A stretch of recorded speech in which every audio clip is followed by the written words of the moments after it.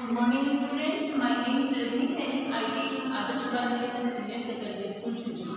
Students, chapter 19 की reading complete हो चुकी है, इसका होमवर्क भी कंप्लीट हो चुका है, जिसमें हमने अपने प्लेनेट अर्थ के बारे में पढ़ा कि सोलर सिस्टम में कितने प्लेनेट हैं, कितने ओशियन हैं, कितने कॉन्टिनेंट्स हैं, इनके बारे में पढ़ लिया। कंपास क्या होता है, डायरेक्शन कैसे, हम डायरेक्शन को कैसे पता लगाते हैं, इन सब के बारे में हमने पढ़ लिया।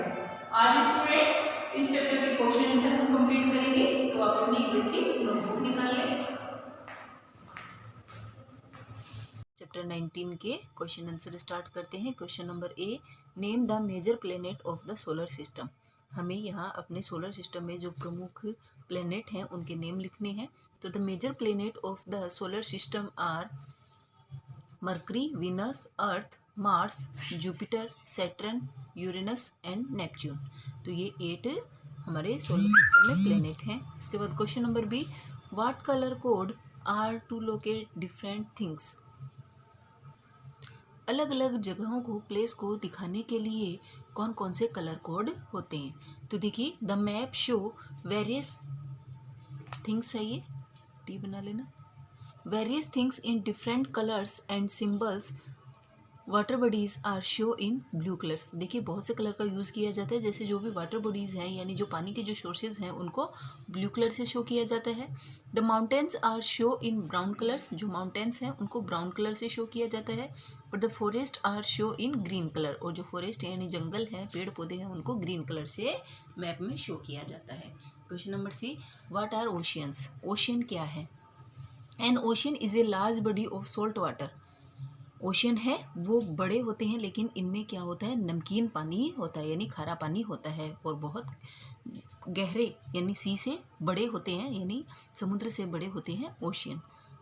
Cover 3/4 of the earth surface. ये ओशियन है वो बड़े होते हैं और अर्थ की सरफेस पे 3/4 यानी 3/4 सतह पर क्या है, पानी है। Question number D, name the oceans on the earth. तो हमें यहाँ ओशियंस बताने हैं कि अर्थ पे हमारी कितने ओशियंस हैं। तो आंसर लिखेंगे, देयर आर 5 ग्रेट ओशियंस, की 5 बड़े ओशियंस हैं जिनके नेम हैं Pacific Ocean, Atlantic Ocean, Indian Ocean, Arctic Ocean and Antarctic Ocean. तो ये 5 ओशियन हैं। इसके बाद question number E, what are the continents. Continents क्या है। तो the earth is divided into large land masses now us continents. जो हमारी अर्थ है वो बड़े क्षेत्रों में विभाजित है, बटी हुई है, उन्हें कॉन्टिनेंट्स कहते हैं। Question number F, name the continents on the अर्थ। कि हमारी जो अर्थ है, पृथ्वी है, उस पर कितने कॉन्टिनेंट्स हैं। तो देखिए कितने कॉन्टिनेंट्स हैं, there are 7 continents on the earth. तो 7 कॉन्टिनेंट्स हैं। नंबर 1 एशिया, और जो हमारी कंट्री है इंडिया, वो भी कौन से कॉन्टिनेंट में आती है, एशिया कॉन्टिनेंट के अंदर ही हमारा इंडिया है वो आता है। Asia, Africa, North America, South America, Antarctica, Europe और ऑस्ट्रेलिया, ये 7 कॉन्टिनेंट्स हैं। Question number G, what is a compass. Compass क्या है। तो कंपास इज ए डिवाइस, एक ऐसा उपकरण है use to determine geographic direction.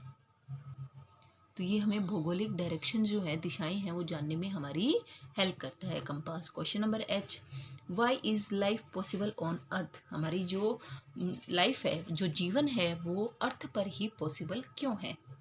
Answer लिखेंगे, life is possible on earth because the planet has water on its surface. क्योंकि ये जो अर्थ है हमारी, इसी की सतह पर, सरफेस पर पानी है, and oxygen gas and it's air, और हमारे चारों तरफ क्या है, ऑक्सीजन गैस है।